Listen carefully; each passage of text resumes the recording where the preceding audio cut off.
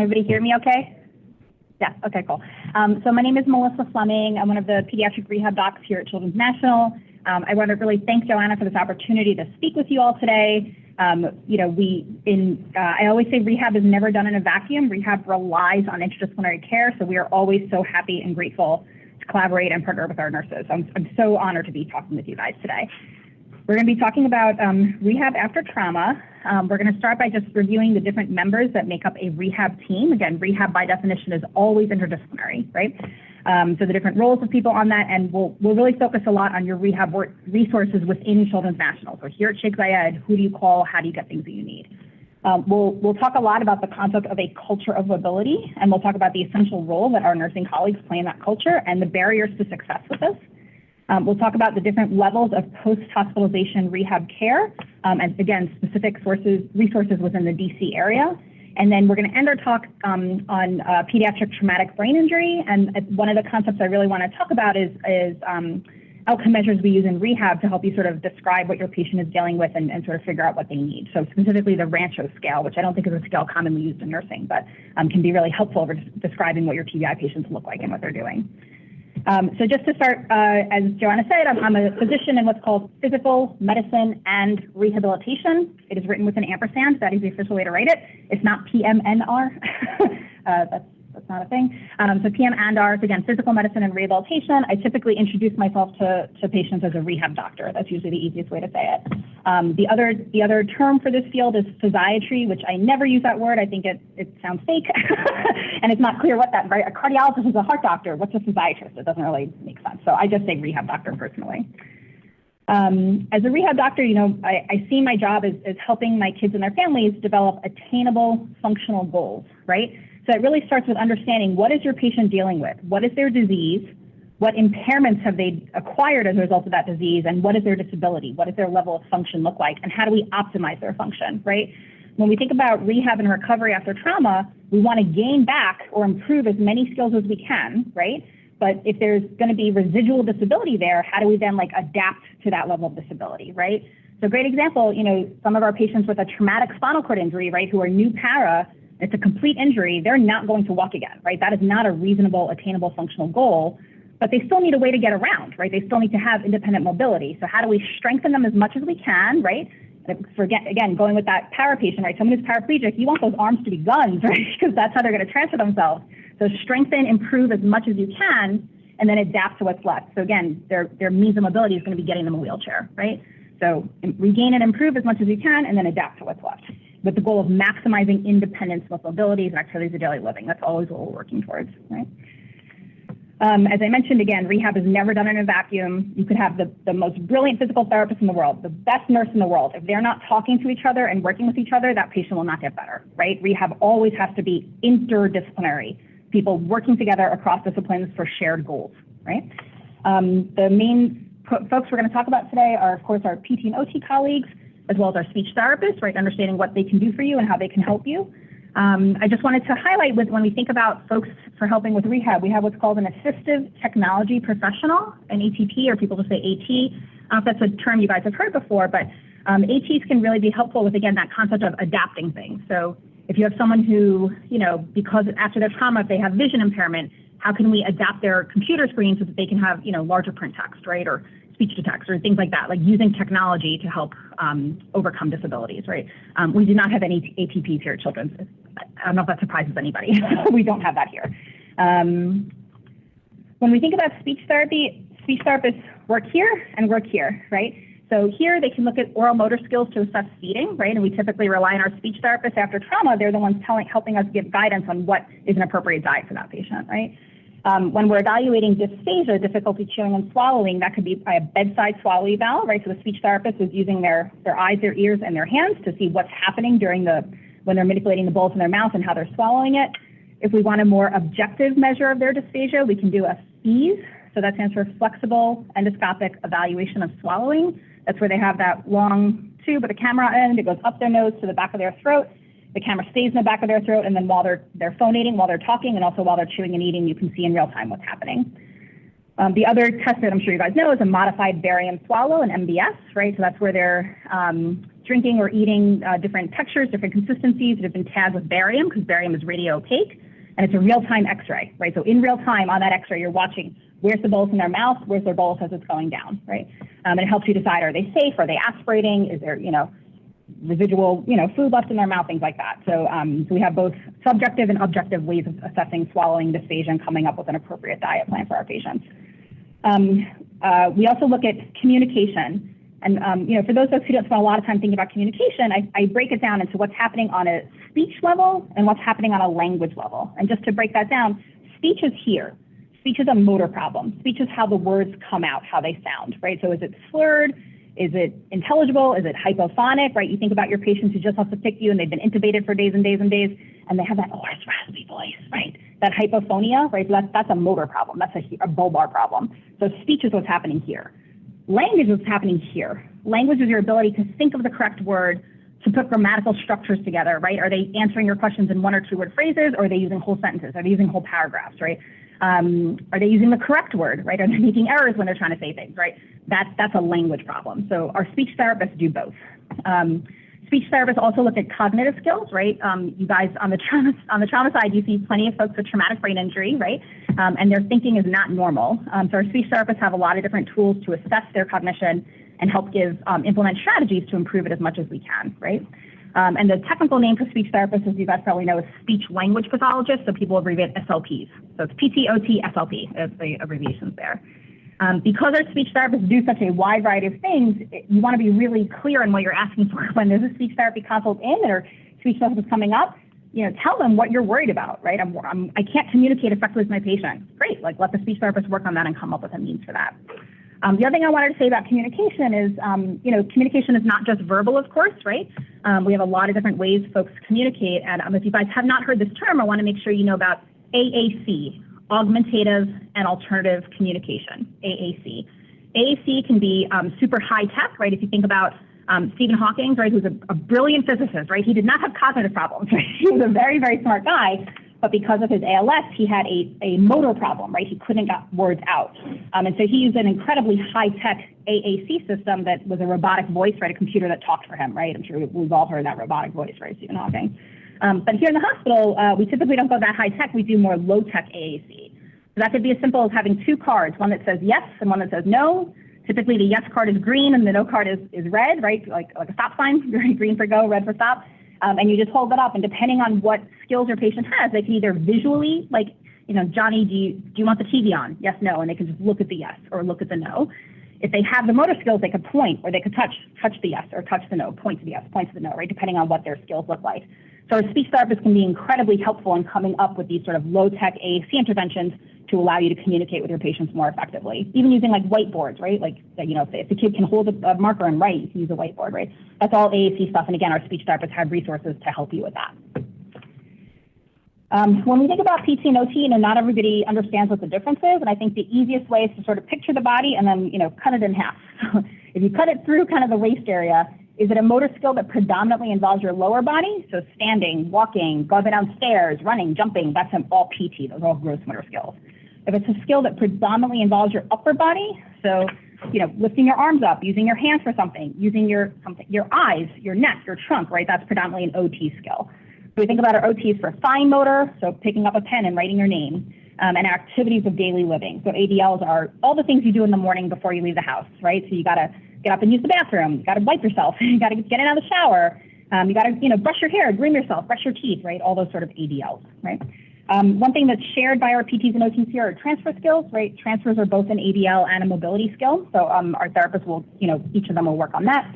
And one unique quirk at Children's National specifically, we typically think about feeding as a speech therapy skill, of course, but here in our NICU, our OTs actually do feeding. That's like a quirky Children's National thing.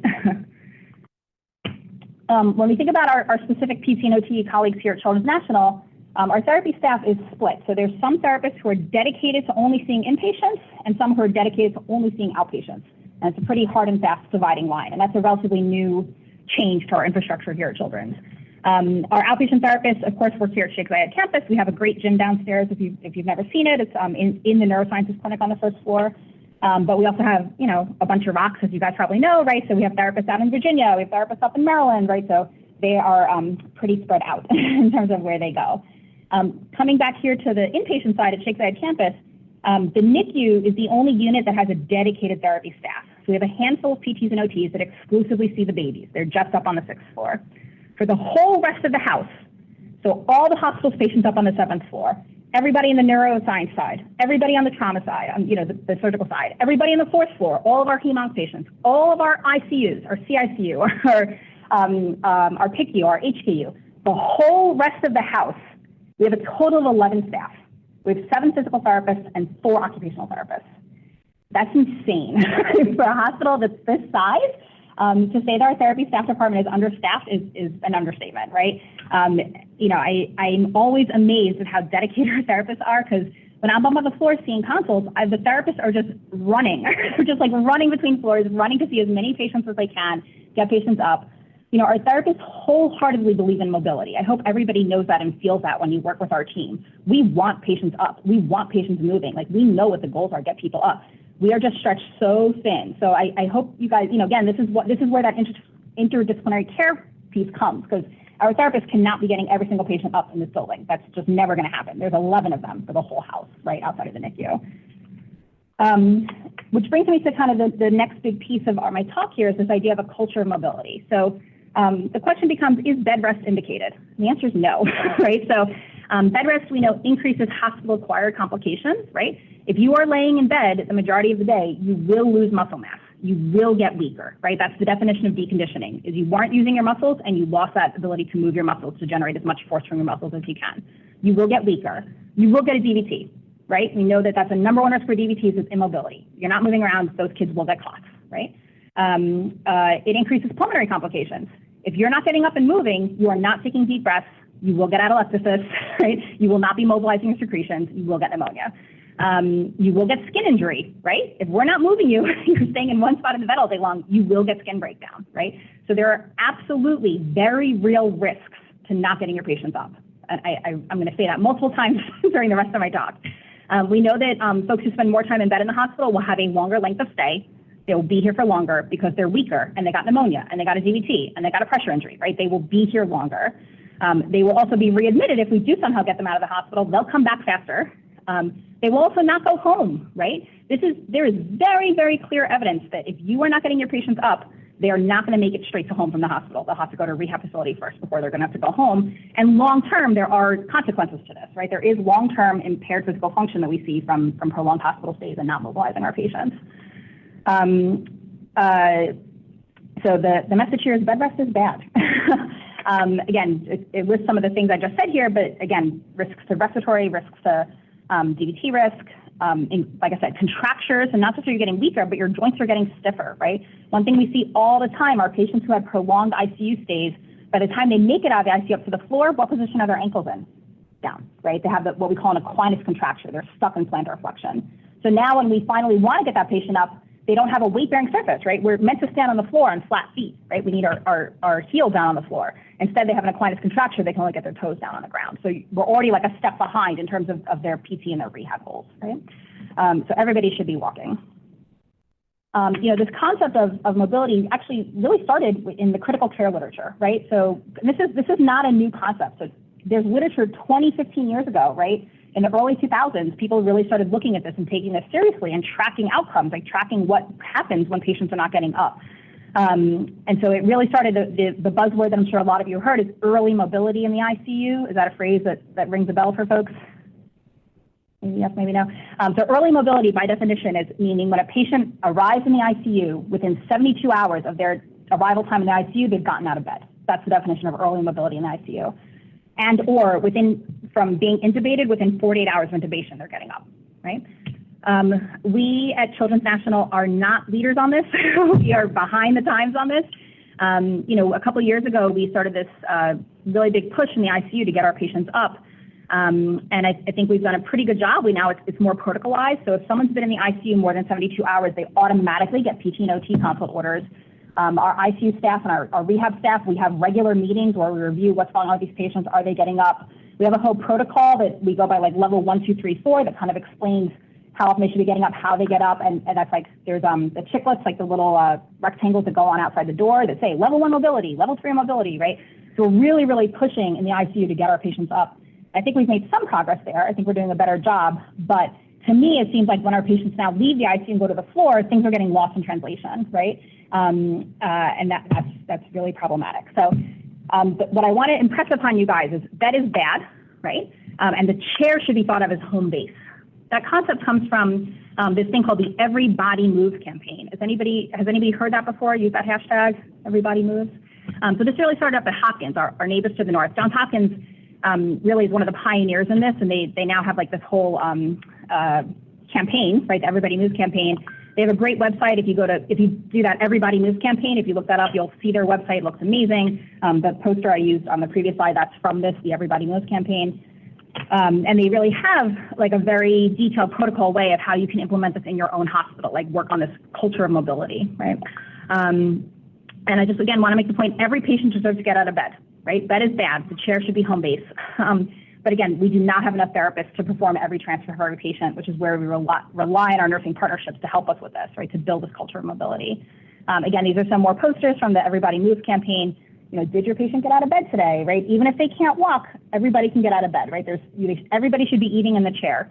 When I come and I see a kid eating their lunch in bed, it's just like, that was a missed opportunity, right? Get them up to the chair, let them eat it. Even just sitting up in the chair is better for your lungs than being in bed, right? So everybody, even our trauma patients who have all kinds of acquired disability and impairments, they can still be getting out of bed, right? We can still figure out a way to do that. We also really want to encourage as much independence as possible in our patients and save your back. If your patient is capable of turning themselves in bed, make them do it, right? Like let them help you. Again, nurses are an essential team member in establishing a culture of mobility, and some of that just starts with your words, right? I know when you guys come on shift and you see your patients, you kind of make a general plan for the day, right? Later on, we're going to do your wound care. We're going to change your dressings. I'm going to make sure you get your pain meds, and you are getting out of bed today, right? Just explicitly saying that. One thing I hear from my therapy colleagues a lot is they come in the room and they say, okay, we're going to get up now. And the patients and families are shocked. Like, what? We're getting up? And it's like, yes, you get up. Patients in the hospital should not be laying in bed. So again, from your, you as the RNs, you have a lot of power in sort of managing those expectations with families and setting that culture, right? Yes, you are getting out of bed today. Yes, we are putting the lights on, right? When I go to rounds on a patient, it's 11 in the morning and the lights are off, the shades are down and the kid's sleeping. That shouldn't be, right? If we want to get back to recovery, we need to reestablish that natural circadian rhythm, right? Every morning, we got to open those shades up, let the sunshine in, get them used to being up during the day and then sleeping at night, right? As you guys know, when kids are in the hospital more than a few days, that cycle starts to shift, right? They're up all night and sleeping during the day, and that's not healthy. That's going to set us way back in terms of our rehab goals. So again, we rely on you guys to enforce that, to keep that environmental, conditioning so that people know that's the expectation. You're getting out of bed today, the lights are going to be on. It helps prevent delirium, right? And it advances your goals. Specifically, when we think about our TBI patients, again, we rely on our nursing colleagues to maintain a low stimulation environment, right? There shouldn't be multiple TVs on and multiple conversations happening and, the parents are fighting. It's too much, right? Our TBI patients need a calmer environment. You can enforce that, right? You can tell parents, hey, this is part of brain injury recovery. We need to keep it nice and calm and everybody chill out. Don't have annoying TVs on, right?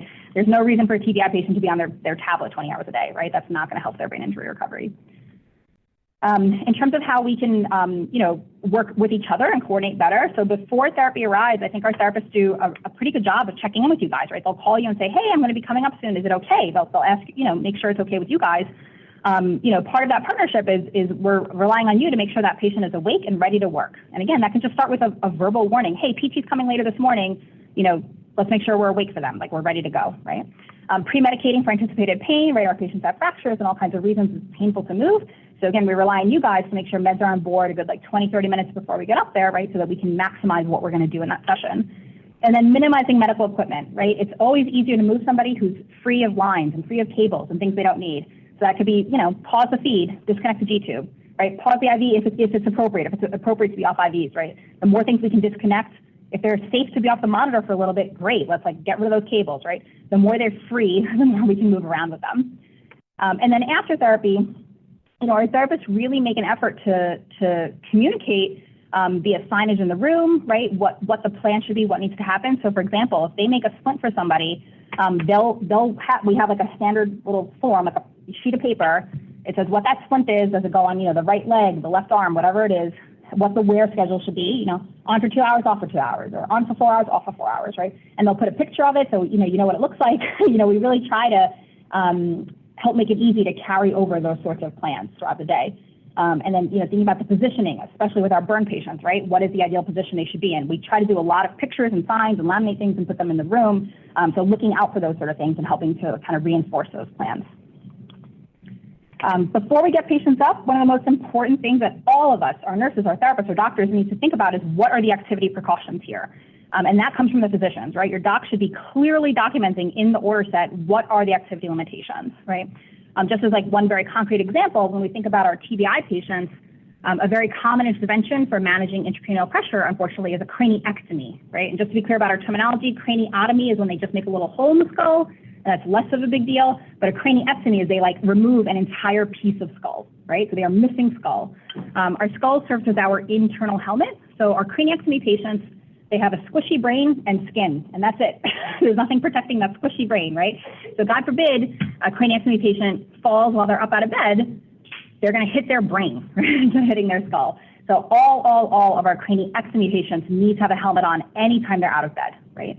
And again, making sure that we all understand that we have the helmet. Again, thinking about those when patients are leaving, if they leave the ICU and come up to the floor, that helmet has to come with them, right? Because if they come up to the floor without a helmet, they're not getting out of bed, and now we're going to have a setback, right? And along those same lines, I think when patients are transferring between floors, especially coming out of the ICU, in my opinion, their mobility status should be part of the nursing report. Right? You wouldn't accept a patient from the ICU without knowing what their vital signs looked like, right? Without knowing what their diet order was. Is it safe to feed them or not? When's the last time they got pain meds, right? What is their wound care plan? Those are all very reasonable and appropriate questions to be asking a nurse as you're accepting a patient. You should be asking what their mobility plan is too, right? Especially, like I said, I think one of the areas of recent success, we've been doing a better job with early mobility in the ICU. So I guarantee you there was a plan, right? So every patient in the ICU has a plan of what they should be getting up, what that looks like. Ask your nursing colleagues when you're getting a report, when was the last time they got out of bed? How did they get out of bed, right? So that you can help carry that over once the patient's yours.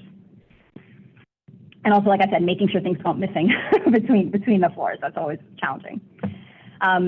And thinking about, has this patient moved before, right? If you're coming on shift and this was not part of your sign out, you didn't get that sending report from your nurse, and you want to know when was the last time this patient moved, one of the things you can do is just look at the last PT or OT note, right? I do want to acknowledge that the therapists are unfortunately, the way Cerner is set up, they are forced to use these templates that are quite frankly terrible, right? If you've ever tried to read a PT/OT note here, which if you haven't, you should. They're always a wealth of information. But the beginning of the note, every time they enter information text in a line, the line ends with their name and the time they wrote it, right? So line number 1, we got Johnny out of bed, like the person's name, the time. Then this happened, the person's name, the person's time. So it's a very difficult note to read. Having said that, just scroll all the way to the bottom. What our therapists are reliably, regularly, consistently doing now is the last little paragraph in the note, just go all the way to the bottom. The last paragraph has everything you need to know about what that patient is looking like. So right now, this is of course de-identified, but right now we have a TBI patient up on the 5th floor, up on the trauma service. This was the last PT note. I just pulled this last night, right? So it gives pertinent information, right? The mom was also in the accident. She was injured too, so she has these restrictions. You need a Spanish interpreter. Patient has a twin sister. That's great information to know that right before you walk in the room. Patient clearance, right? Because again, our therapists are always very conscious of knowing what the limitations, what the precautions are before we move, right? First, do no harm, right? So very clearly says, spoke with PICU attending. They cleared for out of bed to chair via dependent sheet transfer on this date.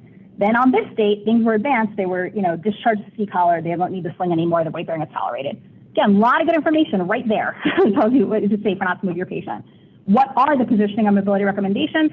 Level 3 mobility, which even if you don't know what that word means, she tells you. Out of bed to chair 1 time a day, use dependent scoop or sheet transfer, give this patient positive stimulation, again, lights on during the day, talk to them, encourage command following with the right side, because again, that's telling you that's their good side, support the left side when she's in bed. So pay attention in the bed, is that left side appropriately positioned, is that arm in a good spot? And then discharge recommendations, this kid's gonna need intensive rehab. So again, if that's not already part of your practice, please, on your patients, take a look at the last PT/OT note, scroll all the way to the bottom, just read that last paragraph. A lot of good information there. How do we get kids out of bed? So it really is appropriate that the PT/OT establishes a mobility plan, right? We're not asking nurses to go, beyond their scope of practice, right? If you have a complicated trauma patient, they have multiple fractures, they have burns, they're brain injured, it's not your role to decide how they should be getting out of bed, right? That's absolutely the role of a PT and OT. However, once that plan has been established, once they've evaluated the patient, assessed the patient, come up with, yeah, we're going to do a 2-person dependent sheet transfer, or this patient's good enough to do a stand pivot transfer, whatever it is. Once that's documented and established, that's where we rely on nursing colleagues to implement that plan, to carry that over. And again, just to say it one more time, we have 4 OTs and 7 PTs for the whole house except for the NICU, right? So again, we in order to make this a culture of mobility, it has to be interdisciplinary. All nurses should know how to use a Hoyer lift if that's what's needed, right? I know it takes time, it's bulky, but everybody should have had that training. And if you don't, your nurse educators absolutely have, right? Within nursing, you have resources to help you with this stuff if you don't know what to do. PT and OT is always here to support you guys too, right? Again, we are the believers in mobility. We want patients up and we want to help make it feasible for everybody. But again, with such limited staffing, we're not going to be doing like daily in-services on how to use a Hoyer. But again, within nursing, you have your nurse educators, you have your nursing leadership. They absolutely can help you with this stuff, right? These next 3 slides are super duper wordy, but this was taken from one of my OT colleagues who's again, in the ICU, we regularly do, they're part of the onboarding, the orientation for new ICU nurses. And so I took this from their presentation for that. So just again, once you're getting if you're about to get a patient up out of bed, we first want to set the scene, right? We want to make things as easy as possible. So thinking about where the IV pole should be, right? Putting that in a good place. Disconnecting as many lines as you can that are safe to do. Any lines that need to be there, make sure you have enough slack. Thinking about what position the chair needs to be in relative to the bed, it depends on what style of transfer you're doing. So for a dependent sheet transfer, you want things parallel, right? So the bed is here, the chair is here, the chair is tilted as far back as it could go, so it's almost in like a bed-like position, right? And you're just gonna like boop them over that way. Versus a stand pivot or a squat pivot transfer, you want them to be at an angle to each other. So the bed is here, the chair is here or here. You can decide if it's gonna be straight on perpendicular or maybe a little bit tilted. You're gonna stand here, you're gonna get that patient up, pivot, and sit down in the chair, right? So really kind of setting the scene depends on what you're gonna be doing, how you're getting them up. Again, all the hospital beds here have a high-low function. I mean, they should if they're working, right? So make it easier on yourself. It's always easier to do a downhill transfer than it is to do an uphill transfer. So make the bed higher and higher than the chair is, right? So you go down this way. And then conversely, when it's time to get back to bed, lower the bed so it's below the chair. So you're doing a downhill transfer or at least same level. Don't go uphill. That makes it harder. And get things out of the way you don't need. If that armrest is there, the armrest in the chair can come up, right? Get things out of your way so it could be just an easy straight transfer across. Same thing, footrest, get the footrest out of the way, right? You don't need that in your way when you're moving. A stand pivot transfer, just one more time, like I said, you're gonna put you're getting them up, pivoting, and sitting, right? So you're gonna put your arms around their hips or their bottoms. The patient has their arms on your shoulder, around your neck, or if they can use their arms to push themselves up. You're gonna give a lot of verbal cues. Okay, it's time to lean forward, get your nose over your toes, right? You've gotta lean your trunk forward, and you can use momentum, right? So you can rock them back and forth a couple of times, right? And then on the third one, whoosh, you go up, right? So use that momentum to get them up. Typically, again, ideally it's just a pivot. It might be a small step or two. Once they feel their legs on the back of the chair, now they sit. And we try not to flop. You have them trying to gently lower themselves into the chair, ideally. Dependent sheet transfer, this typically requires 2 people. One, you have the sheet under the patient. Again, you put it just like you're putting, any sheet, any chuck under them. You can use a regular white sheet, or we have the transfer glides. Those are those gray-looking sheets that have the black handles on them. Again, you want to get your chair tilted all the way back. Lock the brakes. You don't want the chair moving on you as you're trying to move them. Lock those brakes. You have one person, up at the head, like by the shoulders, one person down by the feet. 1, 2, 3, you move them over. And again, it's parallel. You're just moving them like that. And then once they're in there, you're going to tilt them back up. So now they're in a sitting position, get their harness, their seatbelts, anything you need to use to keep them in the chair. Having said all this, again, I hope I've impressed upon you that I'm a believer in mobility. Staying in bed is risky, but there's obviously barriers to doing this, right? Including systemic barriers. One thing that I am going to probably rant and rave about for a few minutes is there's a real tension between promoting mobility and minimizing fall risk, or preventing falls.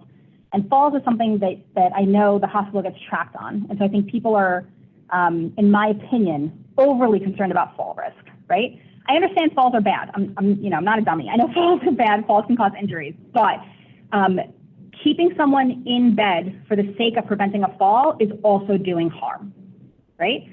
The risk of falls is obvious to anybody. Anybody's falling, you get a bruise, you can hurt yourself, right? The risk of falling is real, and I'm not denying that. The risk of keeping someone in bed to prevent a fall is also a risk, right? I hope that concept makes sense to folks.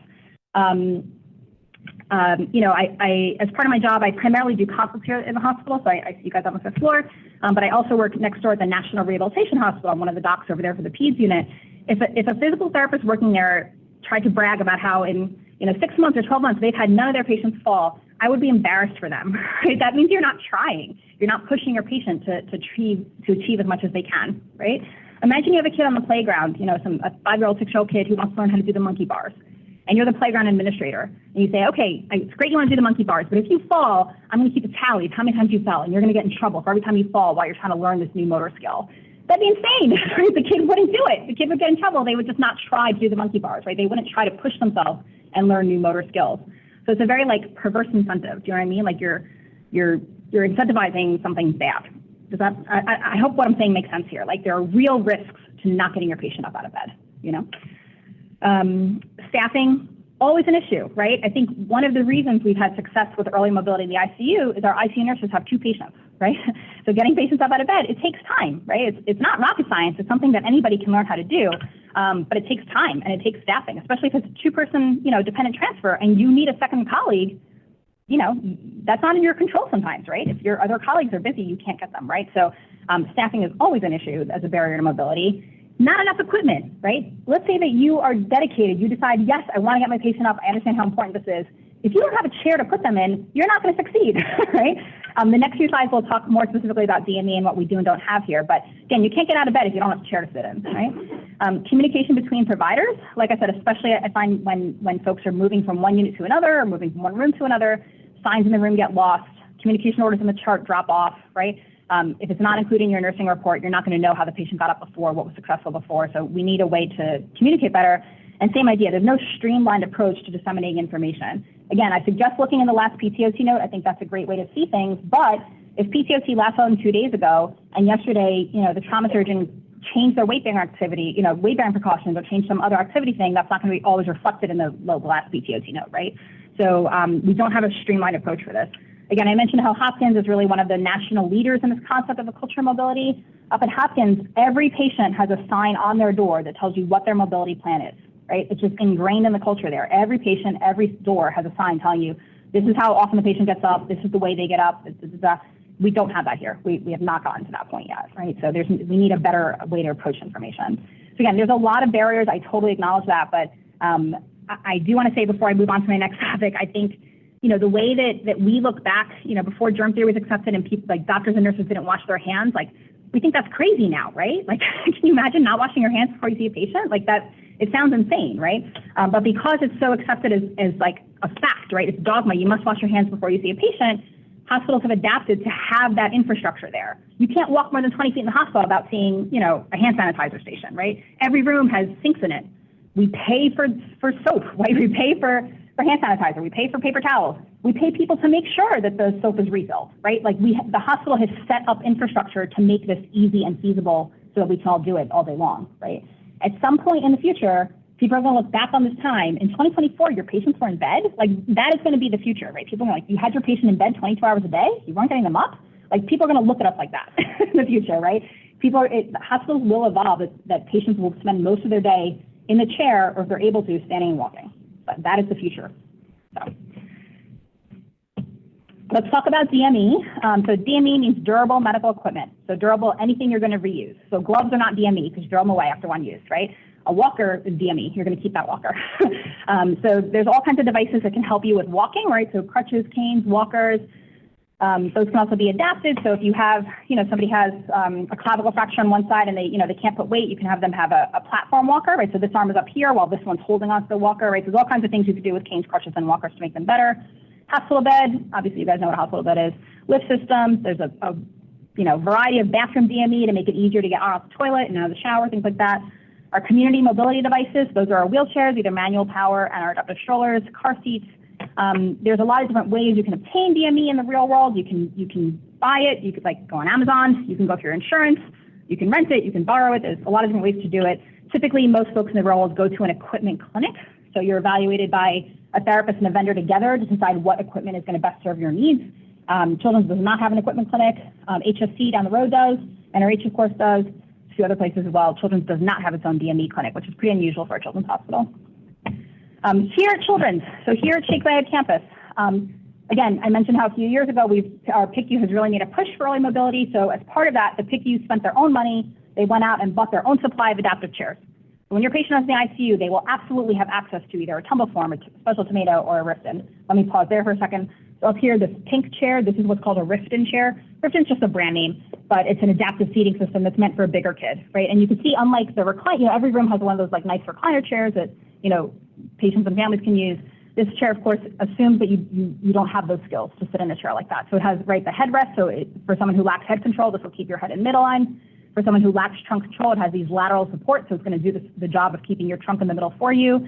It has the chest harness here, right? So, some folks can get away with just a seatbelt, but for kids who need more of that trunk support, it's going to have that. It has a leg rest down here, right? This can tilt.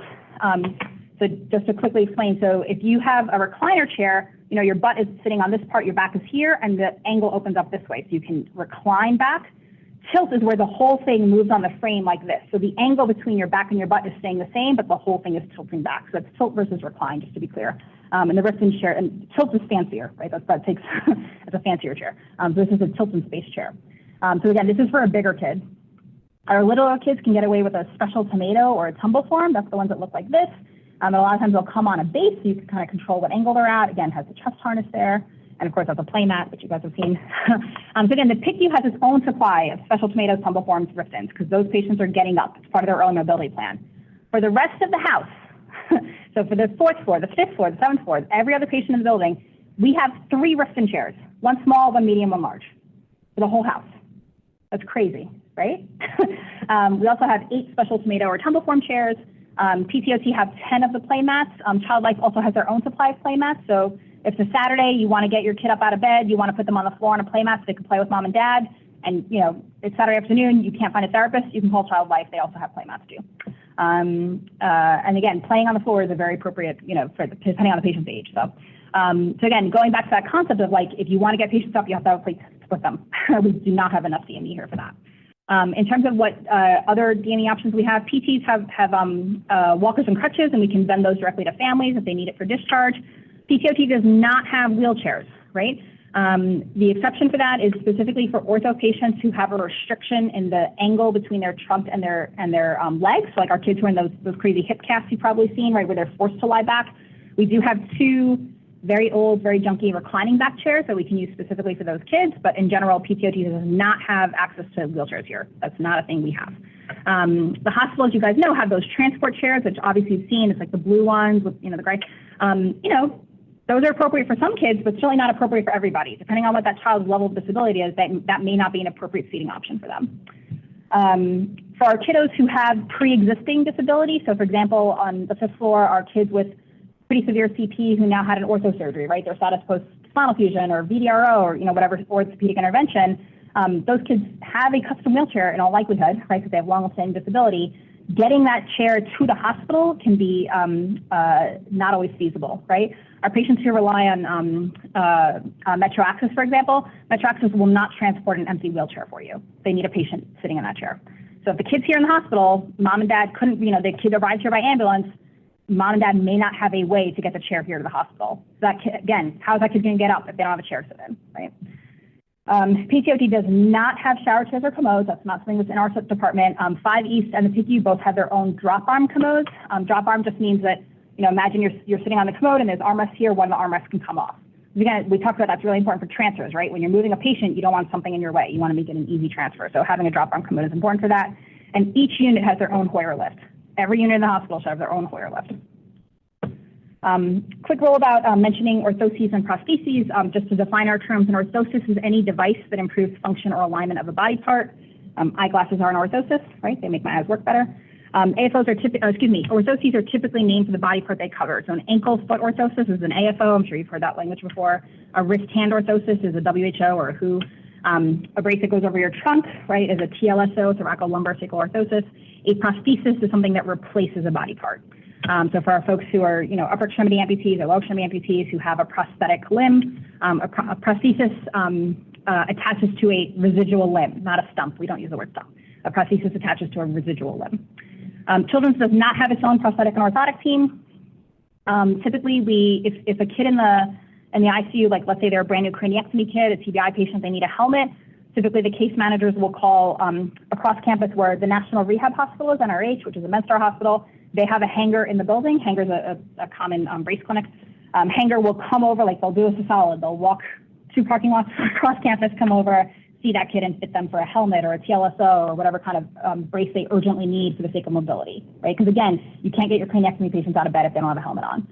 So a lot of times, like I said, we'll use our hanger colleagues across the campus.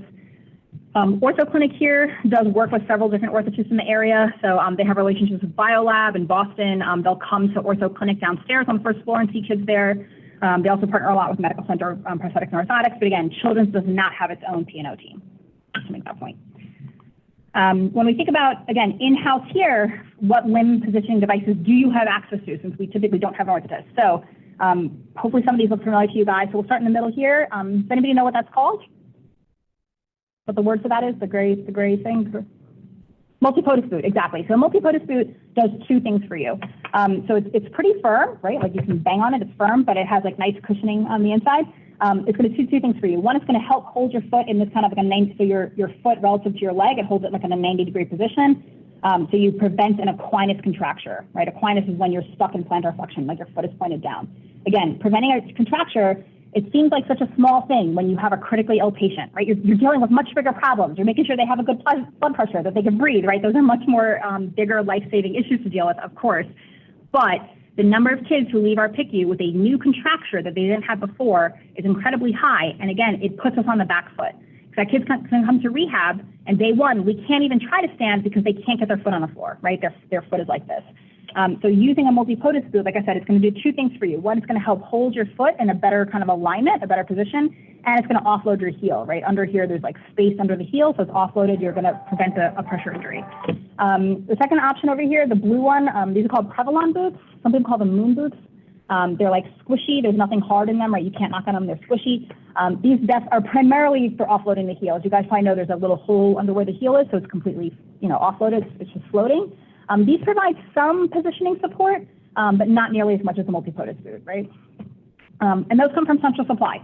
You can get those from Central Supply. Other options that you'll probably see on the floor, these pink ones down here. Does anybody know the names of that?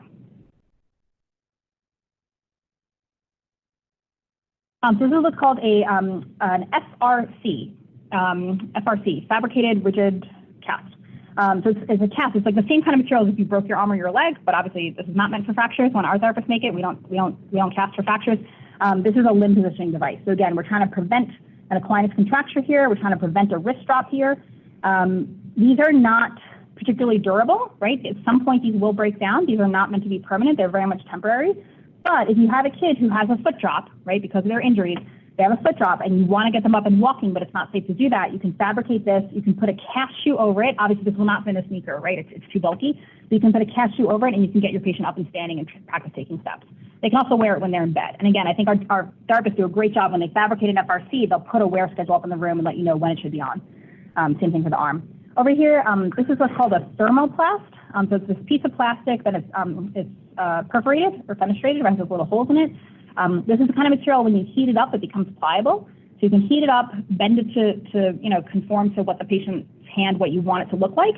It hardens into that position, and now you can use it as a splint, right? We particularly use this with our burn patients because that's probably one of the most critical populations when we think about positioning and splinting. It's really about our burn kids. We'll talk about that next. When as a therapist, as a rehab team, when we're seeing our burn kids, our goal is we want to maintain range of motion. And for me, that's probably the number one thing, right? As you guys know, when burn skin is healing, it contracts. And so when a burn crosses a joint, we get really worried we're going to lose range of motion in that joint. To me, one of the worst ones is when the burn crosses the anterior part of the neck, because as the skin is healing, it's going to pull everything down, right? You see these long-term burn survivors and they can't totally close their mouth, right? It's all stuck down like this, or they can't totally look at you, right? They have to bring their eyes up because they can't bring their head up. That breaks my heart, right? You have to be constantly stretching that burn skin using splinting devices, right? Using your positioning devices to maintain the range of motion of the joint, right? So as the skin is healing, it's going to want to pull you in. You got to fight that. Doing effleurage, that's like the long stroking kind of massage. As we're donning our moisturizer to help maintain mobility of the joint, the skin, the fascia, maintaining function, of course, right? We got to get these kids up, reducing scarring contractures, anti-contracture positioning, which we're going to talk about on the next slide. And then the last two things I want to say is the edema management and the scar management. So edema management, right? Burned skin, as it's healing, as that burn is trying to heal, the body wants to send a ton of fluid there, right? But that's going to ultimately cause a not great scar. You want to try to minimize the edema. So first off, elevating the limbs, right? That's typical edema management, but also the concept of bulky dressings. I remember the first time I saw a burn patient with a bulky dressing, I was like, what is this? Like, why did we put this on the patient? But it's meant to look a little crazy and bulky because the bulk of it provides a counterforce to decrease excess flow of fluid into the tissue, right? So it needs to be bulky to kind of push back on the fluid and try to get it back out of the tissue, right? So that's why it looks crazy. It's on purpose. Early mobility, right? The more you are moving your own muscles, that will help with edema management, right? That's going to force the fluid back. So get them up and moving. That's like a critical part of edema management, and compression as well. I'm sure you've seen our therapists are the ones who do a lot of compression with this population. Compression helps with both the edema and with the scar, right? So for scar, we do compression also and the gel sheets. Let's talk about anti-contracture positioning, right? So this is what we think of as like classic anatomic position, and that's what you want your patient to look like after a burn, right? So going head down, again, we talked about the neck, how important it is to keep that neck open. This is the type of neck collar we use for that. Does anybody know what this one's called? Anyone seen this before? It's called the Watusi collar, W-A-T-U-S-I, Watusi collar.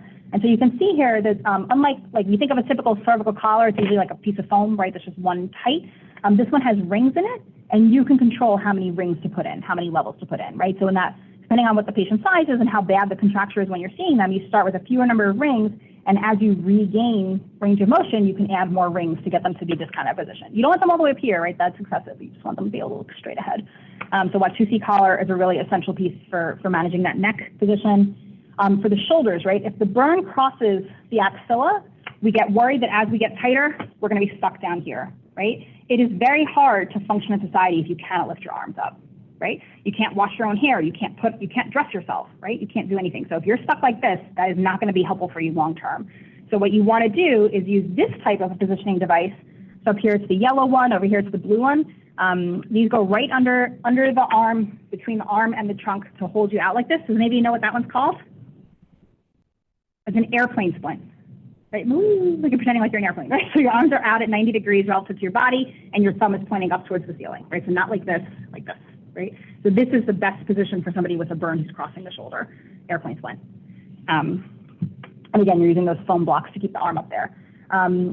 Just to state the obvious, your patients are going to be angry about this, right? They're not going to ask, like, oh, hey, like, before you leave, can you put my airplane splint back on? No one's going to ask you for that, right? They don't want to be in this position because it hurts and it's uncomfortable. But we know that long term, if we are not doing this consistently in those early recovery days, that early part of rehab while they're still here, they will have bad outcomes down the line. You will set that child up for a lifetime of not being able to wash their own hair, not being able to dress themselves, right? You're taking away that independence from them if you're not doing this when they're in the hospital. Even if they don't like it, we got to work through it. We got to put it on. This over here is an example of the bulky dressing. Again, I know it looks crazy, but this is what we're doing for edema management, right? As that hand is trying to heal, it's blowing up. We're trying to use the bulk of the dressing to push the fluid back to decrease edema in the hand. And this is an example of the thermoplast, or sometimes they'll call them aquaplast. Aquaplast is like a specific brand name, but it's under the heading of thermoplast for, again, their hand. Okay. Once patients are getting to the point that they're ready to leave the hospital, where do they go next? So PM&R, so doctor like me, PT, OT, speech therapist, we can all give recommendations for what we think is an appropriate level of rehab care if a patient can't go home. So again, or if we think they need outpatient services too, right? So making that decision about, is the kid kind of good enough to go home and do some outpatient therapy versus do they really need to go to an inpatient rehab facility before they're good enough to go home? It's not always a straightforward question. It depends on a lot of factors, including home setup, right? If you have a kid who lives in, a fifth floor walk up, there's no elevator, how are they going to get up and down those stairs, right? If it's not feasible, if we can't train them to do stairs while they're here, that can justify going to rehab. What their social support is like, who's going to be their caregiver, what does that caregiver education piece look like, and the extent of their impairments, right? Knowing what their pre-morbid function is that's an essential part of making this decision, right? Example being, if you have, again, thinking about some of our ortho kids, if you have a CP patient who's dependent for positioning and mobility at baseline, and now they're status post scoli, surgery, right, scoli fusion, or VDRO for their hips, whatever it is, you didn't change their level of function. They were dependent before and they're dependent now. That would not justify going to inpatient rehab, right? That's something where, learning their new restrictions, what new precautions is a valid therapy goal, but that's something that our therapists can teach the family in-house. That wouldn't justify going to rehab, just as an example. If you decided that patient really would benefit from an inpatient rehab stay, the next step is thinking about acute versus subacute rehab. These are strictly defined terms. So just to define that, acute rehab, by definition, that child is required to receive a minimum of 3 hours of therapy per day, not all PT, split between PTOT and speech. 3 hours of therapy per day, 5 days per week. So 15 hours of therapy per week, right? That is what that means. If you're sending a patient to acute rehab, you are guaranteeing that child will get 15 hours of intensive therapy every week that they're there. Subacute rehab has much softer rules, if you will. Anywhere between 1 and 15 hours of therapy per week qualifies for subacute. So generally, you think about your patients who have more modest rehab goals, right? Who, again, depending on their baseline function or what their current condition is, if you don't have, huge goals you're working towards, but they're not quite ready to go home, that would justify going to subacute. Again, just to make the point, you have to have feasible goals for rehab. Rehab's not just babysitting. I've certainly gotten calls before of like, hey, this kid, it's a trauma patient, CPS was involved. They're awaiting foster placement. Can they go to rehab? It's like, well, that's not the point of rehab. Like, you can't just go there for foster placement. You have to have a feasible, attainable, functional goal that you're trying to achieve. That's what justifies going to rehab. Here in the DMV, just to quickly review this, everywhere in the country, there's a lot of adult inpatient rehab facilities, but when it comes to pediatric rehab, it's very specialized. There's really just not a lot of options, not a lot of places. In DC specifically, there's 2 facilities kids can go to. NRH, which again, that's where I work as well. I work here at Children's at NRH. NRH is exclusively acute rehab. If a patient is admitted to NRH, doesn't matter if they're spinal cord, TBI, which unit they're on, who their doctor is. If you are a patient at NRH, by definition, that person is receiving 15 hours of therapy per week, straight up. HSC, which I know they rebranded as RSC, they wear a lot of different hats. The way they're licensed through DOH here in DC is pretty unique. So they have a lot of different services. They have some beds that are considered acute rehab, some that are subacute rehab, some that are just medical. So like your kid who has osteomyelitis who needs to hang out on IV antibiotics for the next 6 weeks, and for whatever reason mom and dad can't do that at home, they can go chill at HSC and get their IV antibiotics, right? They have a long-term care unit, which you guys probably know. It's like a nursing home for kids. They have an inpatient palliative care service, what they call their butterfly service, right, which is literally 180. That's like the opposite of what rehab is, right? That's totally different. So again, HSC has a much kind of broader mission statement than NRH does. NRH is pure rehab. That's all we do. When we think about our colleagues to the north, up in Maryland, KKI, Kennedy Krieger Institute, which is part of Johns Hopkins, they're quite frankly a leader in pediatric rehabilitation, a national leader in this. And again, they're part of Hopkins, so they're very much with that mobility culture. There's also a facility called Mount Washington, which is in Baltimore, and they're sort of a corollary to HSC. They're both acute and subacute rehab. Folks are often surprised to hear this, but in the entire state of Virginia, there's one inpatient pediatric rehab program, and it's all the way down in Norfolk, right? All the way like southern Virginia, right on the coast. And that for my TBI, my burn patients, my trauma patients who live in Arlington or in Fairfax, they are stunned to hear that, right?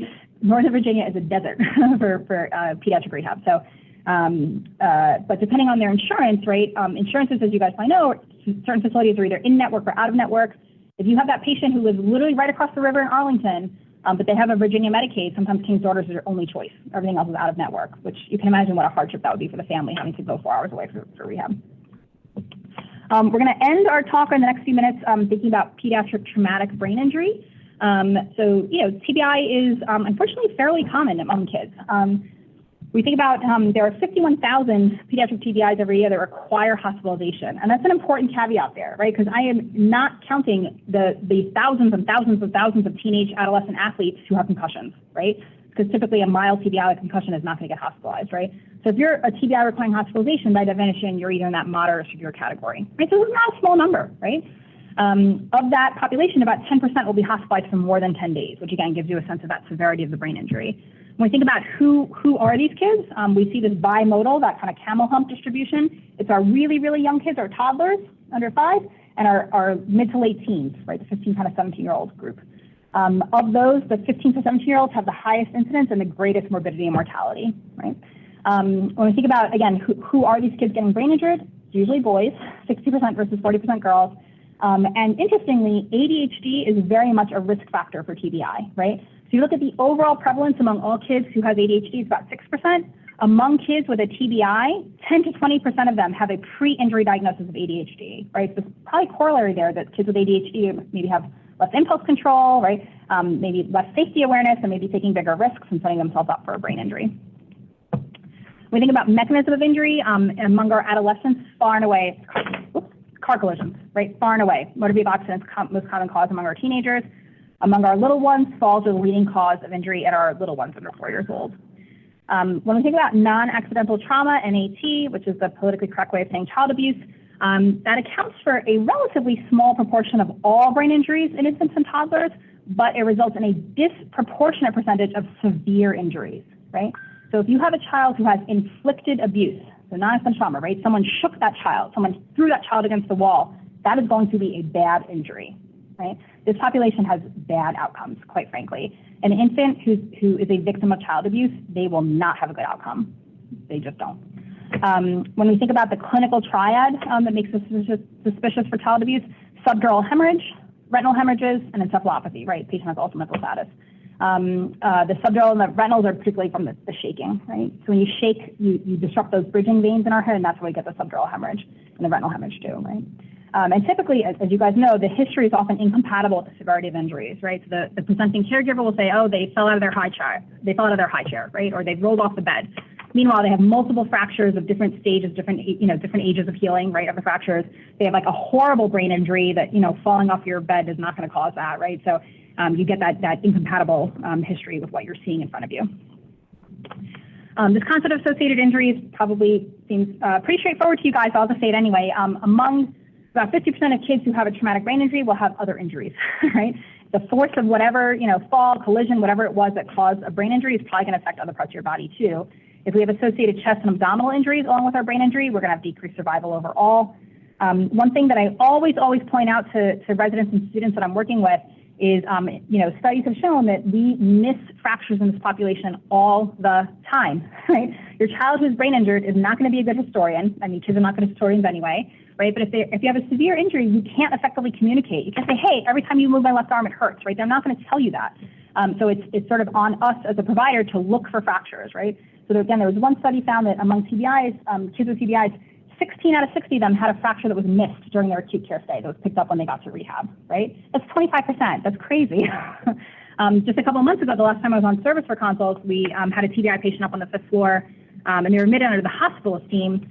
And one of our recommendations was get a skeletal survey because that hadn't been done when the kid was in the PICU, and they declined to take that recommendation. A couple days later, they got a chest x-ray because the kid was having pulmonary issues, and sure enough, they found a clavicle fracture. And then at that point, they agreed with us and got a skeletal survey, right? So again, look for the fractures, especially when these kids are agitated, they're crying, they're in pain, and you can't pinpoint the source, just get a skeletal survey, right? Just look for the fractures. The other point I'll make there before I move on, actually, because one thing I see a lot here at Children's among our residents, when they're presenting a story to me, they'll say, Johnny's a, 5-year-old with multiple skull fractures, period.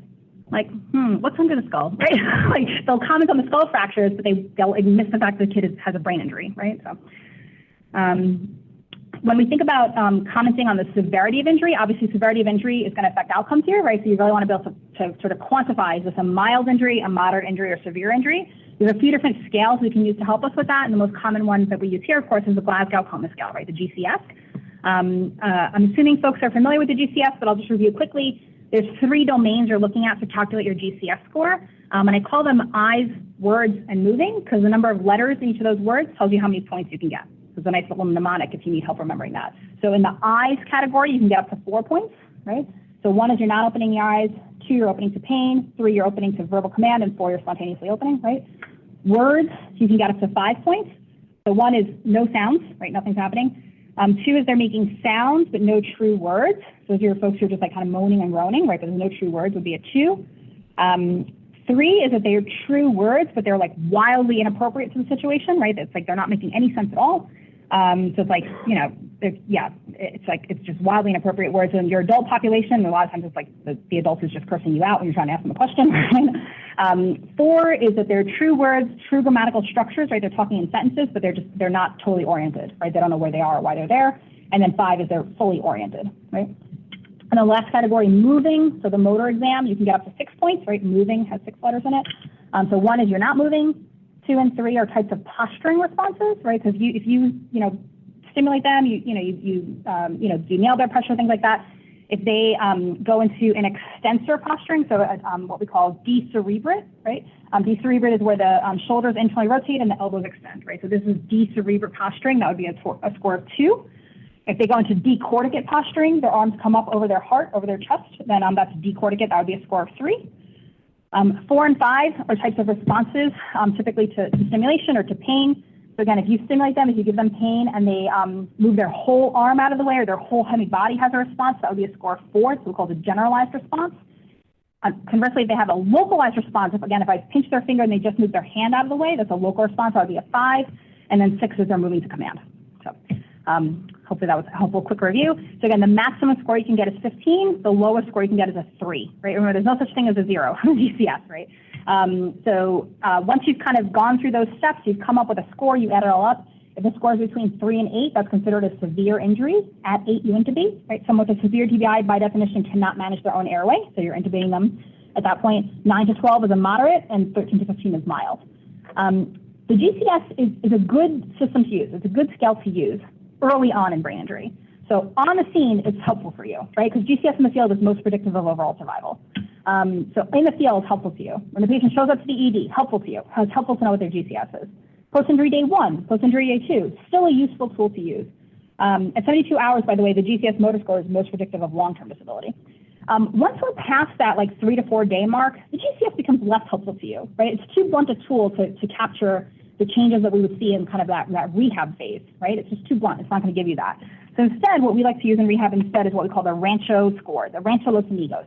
Rancho Los Amigos is a pretty well-known rehab facility that's down in Southern California, and they've had a lot of TBI patients over the years, and sort of from essentially natural history study, they've put together this sort of framework that helps you understand what kind of stages of recovery look like in traumatic brain injury. So again, in early recovery, like in those first few days after a brain injury, the GCS is absolutely the most appropriate tool to use. But once we're like a week out, 2 weeks out, a month out, the Rancho becomes much more meaningful in terms of looking at what that recovery looks like. The Rancho, when it was first put together, it has 8 levels, 1 through 8. So we're just going to run through these real quick. 1, 2, and 3 are types of responses, okay? So 1 is no response, i.e. in a coma, right? It looks like the patient's just sleeping 24 hours a day, right? So no response to the environment. You pinch them, you talk to them, nothing happens. So they're in a coma. That's level 1. Those patients are in the ICU. They're not up on the floor. Levels of 2 and 3, now we're starting to show some wakefulness, right? We're not necessarily like meaningfully interacting with our environment, right? We're not necessarily like fixating and tracking. We're not necessarily talking, right? But you're starting to get some response from them. So 2 is a generalized response, right? So there's a noise in the room and they somehow react, right? So they're showing you they heard the noise, right? There's some wakefulness in there. And 3 is a more localized response. So for example, like a noise is happening and now they're looking, like they're turning their head to where the noise happened, right? That's a localized response. 1, 2, and 3s are still very, very low level, right? These folks are generally in the ICU. Now we get to 4, 5, and 6. Now they're definitely awake. More things are happening. Your level 4s are what we call confused and agitated. These are your TBI patients who are wild, who are throwing punches, they're under restraints, they have a sitter, right? These are like the really agitated kind of folks. And again, agitation is definitely expected as part of brain injury recovery. This is a hard phase to manage. This takes a toll on the staff morale, right? When you're getting beat up every day with your agitated level 4 Rancho patient. Level 5, we're past the agitation, so that's always a relief. But we're still very confused, right? So maybe we're talking at this point, but we don't know where we are, we don't know why we're there. And these folks, they're not agitated, but they are inappropriate, right? These are the folks in rehab who are like constantly going into other people's rooms and constantly like, just sort of like causing chaos wherever they go. They're not punching you, which is nice, that's a relief, right? They're not agitated, they're just this sort of like restless, inappropriate, they can't really like sit still, they can't follow command. So again, you probably have a sitter for your level 5 folks. Level 6, we're still confused. We still don't know why we're there, what's going on, but now we're at least calm and appropriate and we can sit in one spot and we're not causing chaos all around the unit. After that phase, now we're no longer confused. So now we're going to be a 7. So if that patient knows where they are, they know their name, they know the date, like they're fully oriented, we're better than a 6. So now we're going to move into our 7 and 8. These folks are, again, they're appropriate, right? They can follow commands, they can do what they need you to do. Your level 7s, though, are pretty automatic. They're very sort of concrete in their thinking. If you give them a task, like, put all the red marbles from here and put them in this bucket, they could follow through. But if you try to induce like put the red ones here and the green ones here and the blue ones there, it falls apart, right? They can't like handle like multi-step commands. They can't use abstract thinking. They're still pretty like automatic. And our level 8s now, these are the kids who are more spontaneous. They can follow multi-step commands. They can kind of, these are kids who are going to have to go home. So in a rehab setting, using that Rancho score, it gives you a really like quick way of understanding what that patient needs, where they are in their recovery, right? I'm almost at the end. I just want to say, when we think about TBI, there's a lot of rehab issues that we as the PMR docs are trying to help address. Again, agitation is one of the really big ones. This includes aggression, disinhibition, right? All of us, when we have, thoughts that are not helpful, we can keep them to ourselves, right? If you think someone's haircut looks ugly, you don't say it out loud, you hold it to yourself. TBI patients can't do that. Whatever they think is just coming out. So there's a lot of fun jokes on the at NRH about like wild things TBI patients tell us when they're disinhibited. But akathisia, that's an internal sense of restlessness, right? These TBI patients, they just can't sit still very well. Emotional lability, right? They're cool and calm one second, they're crying the next, they're laughing the next, they just cannot regulate their emotional output. There's a lot of different medications we can use to help manage agitation, but we always want to start with behavioral and environmental modification. Again, if they're getting agitated, it's time to just take a step back, redirect them, dim the lights, make it cooler in the room. Like, you want to do everything you can environmentally to just keep things calm. Dysautonomia, this is the inability to regulate our vital signs after brain injury. Very, very, very common problem. Again, very appropriate PMR consult. We're happy to weigh on dysautonomia and do medication management for that. Keeping kids awake, right, and being able to attend to things. Again, lots of meds we can use to help with arousal and attention during the day, keeping them up and awake and attending. Managing sleep at night. Again, I always say the first rehab goal in brain injury is reestablishing that day-night cycle. If you have not done that, you're not going to accomplish anything else, right? Your patients need to be sleeping at night and awake during the day. If you're not doing that, you're not going to do anything else. You're not going to get anything else done. Managing tone, right? So tone is resistance to passive stretch. So it could be normal, it could be too little. Those are your floppy babies, so the hypotonia, or it could be too much resistance. Those are your spastic hypertonic kids, right? There's all kinds of things we can do to manage tone, which again is frequently impaired after TBI. And then managing bowel and bladder, making sure your patients are peeing, pooping, managing any GI risks, right? We know TBI patients are at risk of stomach ulcers. They should all be on GI prophylaxis or Pepsi, things like that. So there's a lot of like medical things we can do to help manage, optimize recovery after chronic brain injury. Very last point I want to make before I wrap up is from a rehab perspective, I'm always thinking a few steps ahead. How am I going to get this kid back to school, right? That's always a big, big rehab goal after traumatic brain injury. If you guys are not aware, 1990, the law was passed, Individuals with Disabilities Education Act, IDEA. This makes TBI eligible for special education services in school. So through an IEP, an individual education plan, kids can be getting, PT support, OT, speech, other accommodations in school to set them up for academic success. So a big focus of TBI rehab in kids is returning to school. And we're going to end there. Oh my God, I went over an hour. I'm sorry. Thank you so much. Thank you. Thank you. Thanks so much. Yeah.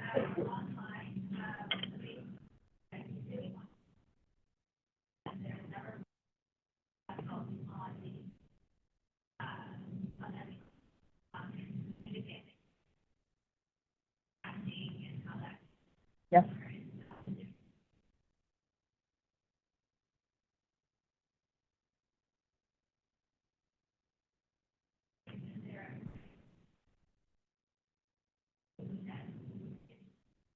Yeah. That's a great question. Yes. So I think, again, one of the most important things to do is first helping re-regulate that circadian rhythm. Again, just keeping the lights on during the day, open up the shades. That should be one of the first things we do in the morning is just open those shades up, right? Let the sunshine in. The ICU, not every room has a window, but on the 5th floor, every room for the most part has a window, right? So use that to your advantage. Let the light in. So I think making sure your patients are awake and alert during the day and sleeping at night. Again, that's a critical early mobility goal.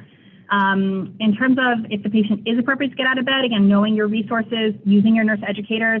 Again, I feel like a lot of times RNs turn to PT and OT, and believe me, that they want to help, but if you don't know how to use your Hoyer lift, your nurse educator should be your first person you're calling for help on that.